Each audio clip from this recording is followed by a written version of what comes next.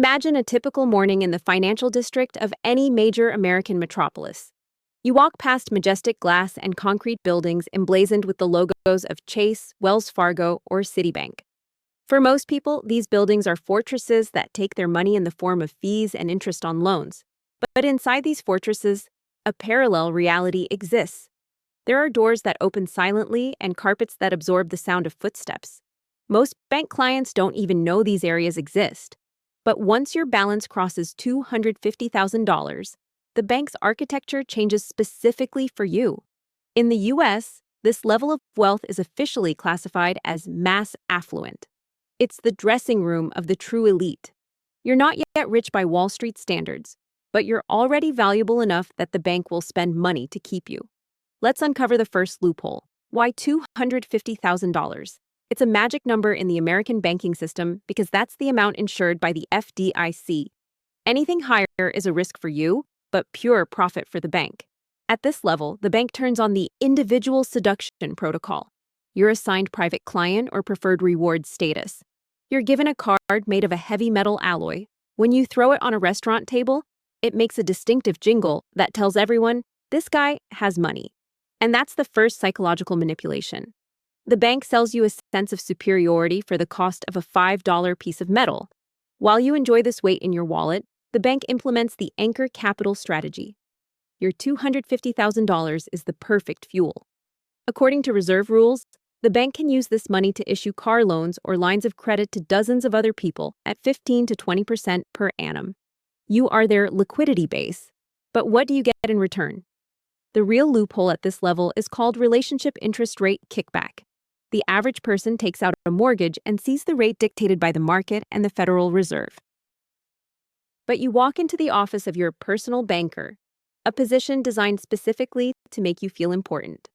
This banker has the authority to lower your mortgage rate by 0.25% or even 0.5%, simply for keeping your money with them. At first glance, this seems like a small change. But let's do the math. On the average American home priced at $700,000, a half percentage point difference over 30 years saves you over $100,000 in net interest. This is the first royal privilege. The bank allows you to keep your future money, so you don't think about transferring your capital to Vanguard or Fidelity, where management fees are lower. They literally buy your loyalty for decades to come, tying your home to your account. The next level 1 loophole is unlimited ATM rebates and no foreign transaction fees. The average tourist pays the bank 3% on every purchase in Europe and $5 for every cash withdrawal. They waive this for you. Why? Because the bank knows that someone with $250,000 in their account spends 5 times more when traveling. It's more profitable for them to waive small fees so you can use their card as your primary card. This way, they gain access to your consumer footprint. They see which hotels you stay at, what clothes you buy, and which restaurants you eat at. This information is worth more than ATM fees. The bank packages your lifestyle into data and resells it through its marketing algorithms, pushing offers you can't refuse. But here's where the real manipulation begins. At the mass affluent level, you're offered free financial planning. You're invited to a meeting with an expert who draws you beautiful graphs of your future retirement. The catch is that this planner is actually a salesperson. Their job is to transfer your cash, which the bank earns little from, into the bank's in-house products, mutual funds, annuities, or insurance policies. These products have hidden fees, expense ratios, which can amount to 1.5% per year. You don't see this money being debited. It's simply subtracted from your returns. Over 20 years, the bank will quietly take up to 30% of your potential wealth. This is the price of royal treatment at the first level. They smile at you and shake your hand, while your assets slowly flow into the pockets of the bank's shareholders through the fine print of contracts. Another hidden mechanism at this level is tiered savings rates. You're offered a higher interest rate on your savings account, for example, 4.5% instead of the standard 0.01%. But the catch is that this rate only applies while your balance is above $250,000. As soon as you spend $10 and your balance reaches $249,990, your rate drops to zero. This is a psychological leash. The bank forces you to constantly keep a large sum of money dead weight in their accounts, preventing this money from working in the stock market, where it could earn 8 to 10%. You lose the difference in return, providing the bank with a stable safety net. The bank also uses a loophole called priority underwriting. If you need a business or personal loan, your application isn't reviewed by an algorithm along with thousands of others. A live person takes it to the underwriting department. You're approved for loans that mere mortals wouldn't qualify for due to a lack of high income. W-2. The bank looks at your assets as income. This allows you to buy income-generating assets using the bank's money. This is the first step to thinking like a rich person. You use your capital not as a nest egg, but as leverage. But the bank monitors your every move. At this level, they already know your weaknesses, whether it's a penchant for expensive cars or a passion for tech gadgets. Every royal advantage you have is a sensor the bank has installed on your financial life. You must understand, at the $250,000 level, the bank treats you like valuable raw material. You're no longer just a client. You're a resource that needs to be refined and channeled into the bank's designated channels. Doors to private lounges are opened for you. You're given a dedicated support line where an operator picks up within 3 seconds. All of this is designed to make you feel like you've already arrived, that you've already reached the top. This is a dangerous illusion. The real summit is still far away. And to get there, you need to stop enjoying free cookies at the bank branch and start using their infrastructure to reach the second level. When your liquid capital crosses the $1 million mark, you officially join the High Net Worth Individuals, HNWI Club. At this point, your profile in the bank's database takes on a different color. You're now the #1 target for the Private Wealth Management Department. Forget the personal banker from the first part. You now have a wealth advisor, someone who typically holds an Ivy League MBA and whose bonus is directly related to how deeply they integrate your money into the bank's structure. At this level, the bank opens up the main loophole of American capitalism for you, allowing the rich to get richer without paying taxes. This loophole is called SBLOC, Securities-Based Line of Credit. Let's break this down to its nitty-gritty, because it's the foundation of your survival at the top. The average person who needs money to buy real estate or invest in a new business commits tax suicide. They sell their Apple or Amazon shares, which have appreciated in value over the past 10 years. At that point, the IRS takes up to 20% in capital gains tax. Then they take the remaining money and spend it. They've lost 20% of their capital and lost the future compound interest on that money. A millionaire does exactly the opposite. They go to their private bank and say, I have $1 million stock portfolio. I don't want to sell it. I want a line of credit. The bank instantly approves him for a limit of $500,000 or $700,000. The interest rate on such a loan is a separate loophole. It's tied to the SOFR, Secured Overnight Financing Rate, index plus a tiny spread of 1 to 1.5%. So the millionaire gets cash at 6% per annum while his stock portfolio grows by an average of 10% per year. Do you understand what just happened? You borrow money from the bank, spend it on living expenses, buy another apartment to rent out, and your taxes are zero because the loan is not legally considered income. This is the buy, borrow, die strategy. You buy assets, borrow against them to pay for your living expenses, and never sell them until your death. When your heirs receive the assets with a zero tax value, step-up basis. At this level, the bank becomes your accomplice in legally circumventing the government system. For them, you're the perfect borrower because your shares are already in their vault. They risk nothing, and you build an empire on their liquidity. But the bank takes a price for this loophole through the complexity tax. They start offering you so-called alternative investments, a world where people with a check of less than $250,000 per deal are not allowed. You're offered stakes in hedge funds, private equity, and venture capital deals. The loophole here is that you get access to companies like SpaceX or Stripe before they go public. The bank manipulates your sense of exclusivity. They tell you, this deal is only for our top clients. In reality, the bank often uses the capital of millionaires at this level to offload its own risky positions or fulfill obligations to large corporations. You pay a 2 and 20 fee, 2% for management and 20% of profits, to enter this club. The bank makes money off you, even if the fund doesn't turn a profit, simply because you're in this elite line. The next $1 million loophole is direct indexing. Regular people buy an S&P 500 index fund and pay taxes on all dividends. For you, the bank dismantles the index. They buy all 500 shares for your personal account and use an algorithm called tax loss harvesting. When one stock in the index falls, for example, Tesla dropped 10%, the algorithm immediately sells it, records the loss for the tax authorities, and immediately buys a similar company. At the end of the year, you have the same return as the market, but on paper, you have losses that allow you to avoid paying taxes on your other income. It's a legal cheat code that saves millionaires tens of thousands of dollars annually.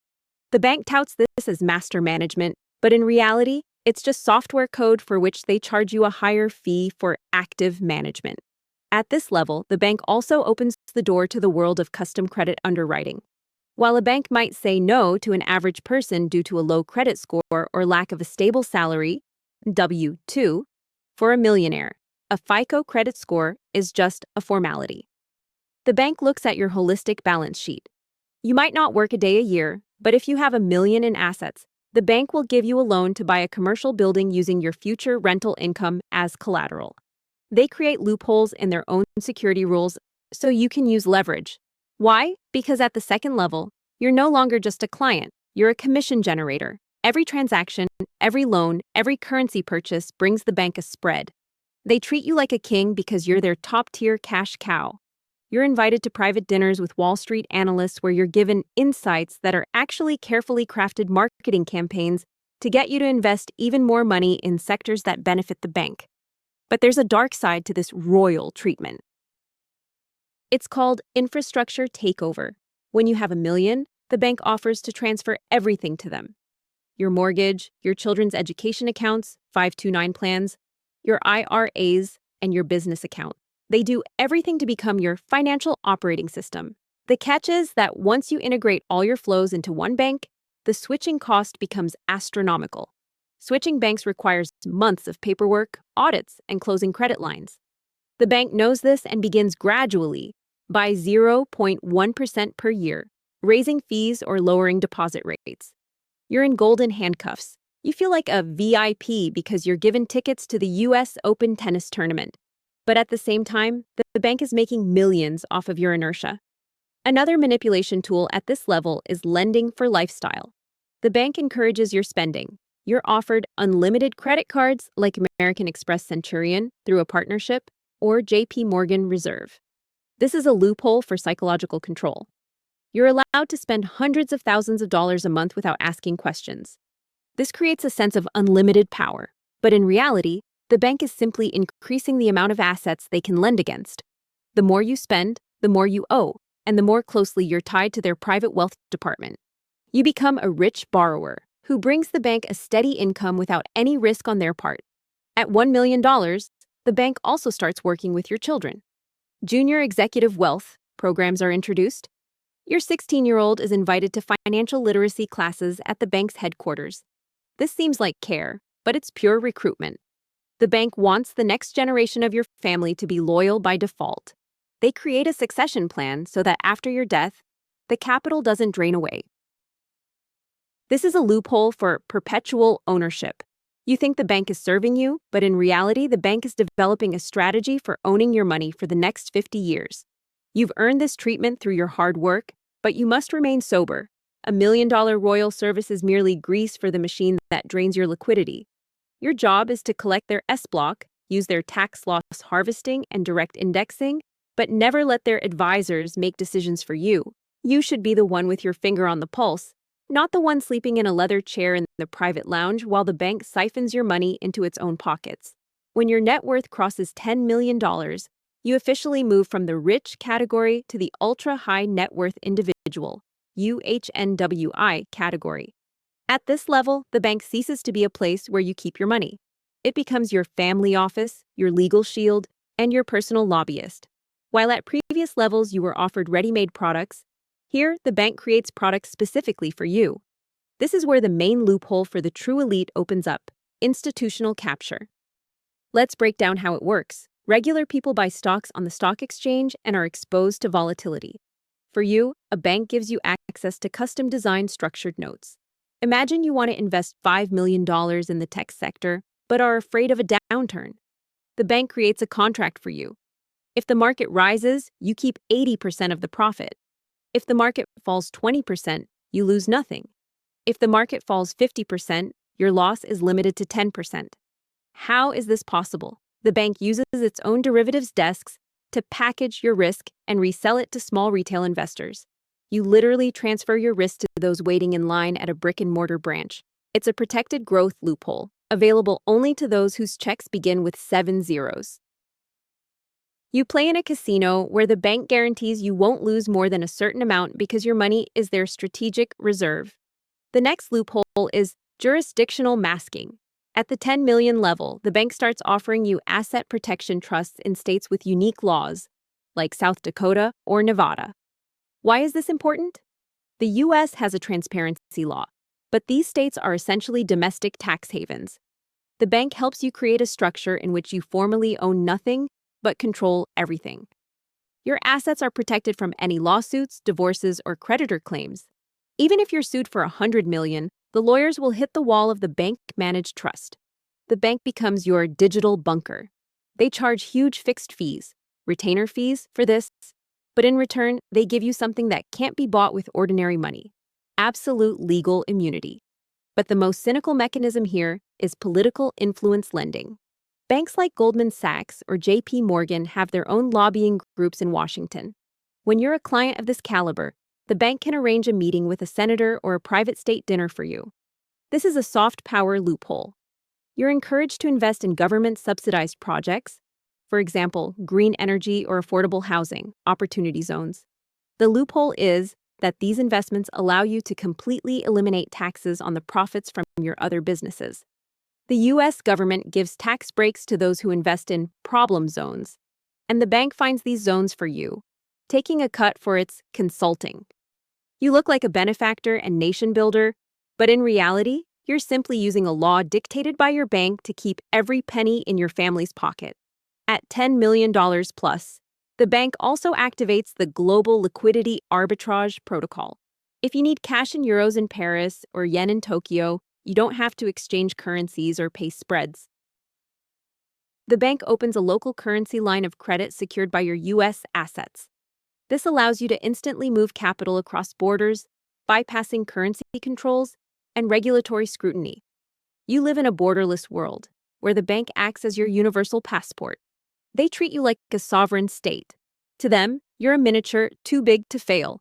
If you run into legal trouble, the bank will deploy its best compliance teams to resolve the misunderstanding, because losing a client of your caliber is a blow to the reputation of the entire private banking department. But what's the catch? It's hidden in a loophole called administrative capture. When a bank manages your family office, they know everything about you, from your medical records to the terms of your prenuptial agreement. They become the keepers of your secrets. This creates such a level of dependency that you can't simply fire your bank. Switching banks at the $10 to $50 million level is like undergoing complex open-heart surgery without anesthesia. You'll have to restructure dozens of trusts, change trustees, and repass KYC, know your customer checks. The bank intentionally makes your structure as complex as possible so you'll stay with them forever. This is the lifetime annuity loophole. The bank also uses vanity investments at this level. You're offered syndicated loans to buy football clubs, hotels, or private islands. The bank knows that at this level of wealth, people aren't interested in mere returns.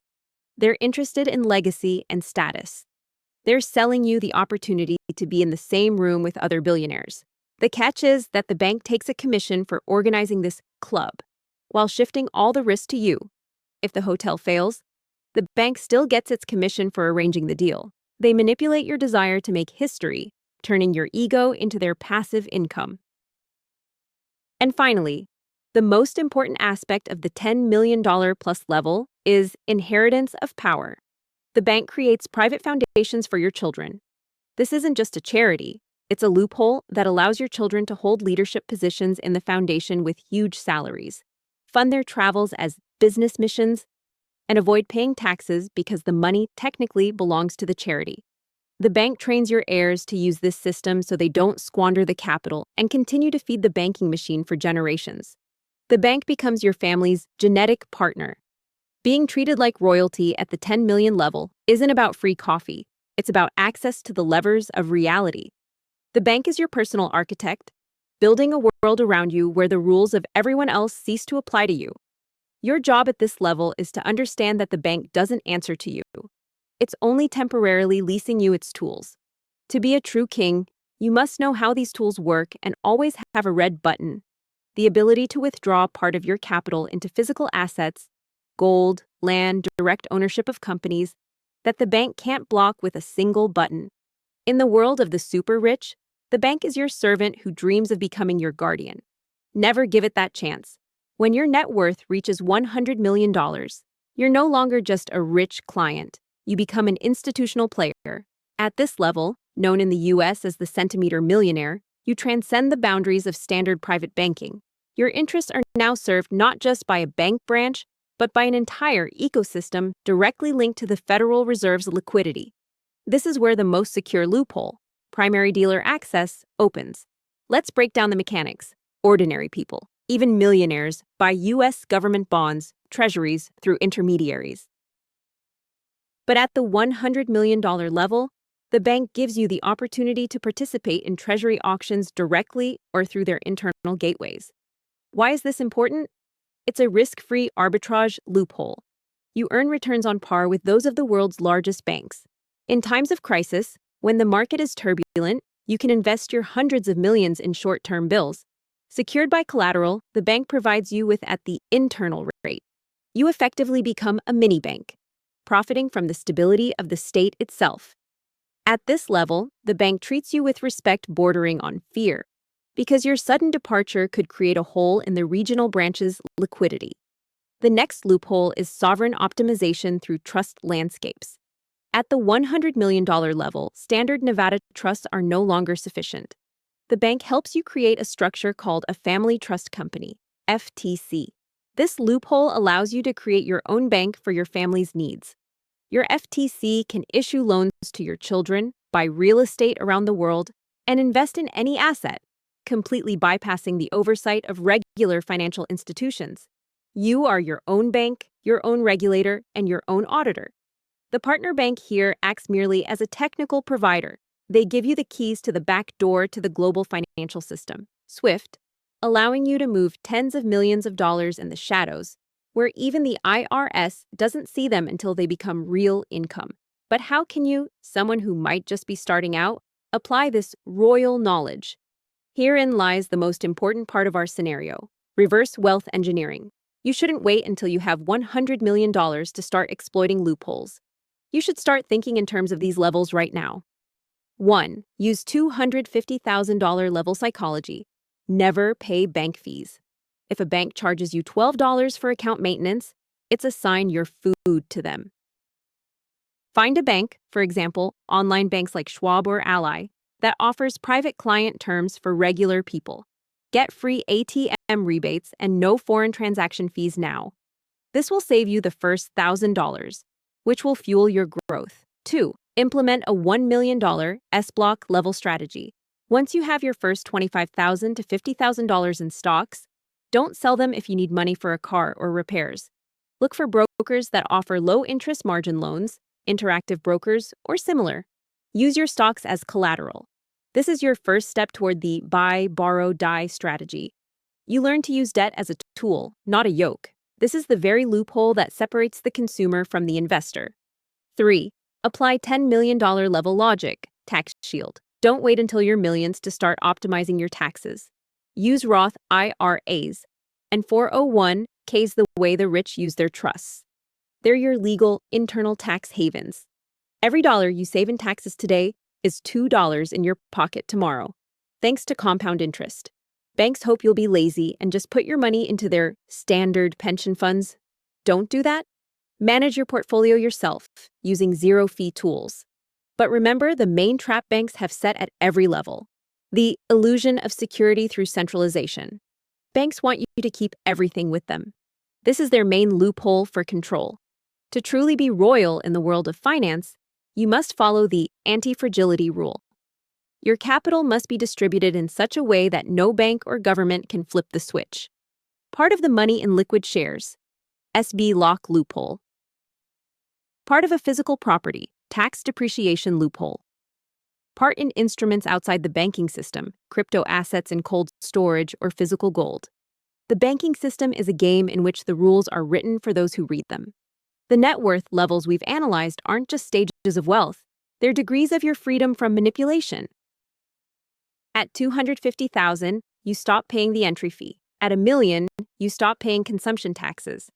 At 10 million, you start dictating your terms. And at 100 million, you become part of the system that rules the world.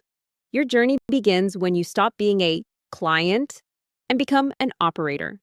The bank will smile at you, offer you espresso, and promise you mountains of gold.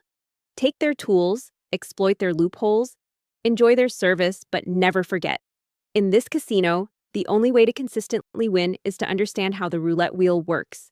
You now know how banks classify people, how they exploit your ego, your fear, and your need for comfort. Use this knowledge as a roadmap. Move from level to level without lingering in the golden cages they build at each stage. Your future net worth isn't just a number in an app. It's a measure of how skillfully you've managed to beat the system at its own game. Ultimately, a bank is just software code and legal contracts. You are a living intelligence that can see through this code. Be vigilant, be prudent, and remember, true royalty isn't being served in a private lounge, but realizing you no longer need that lounge to control your money.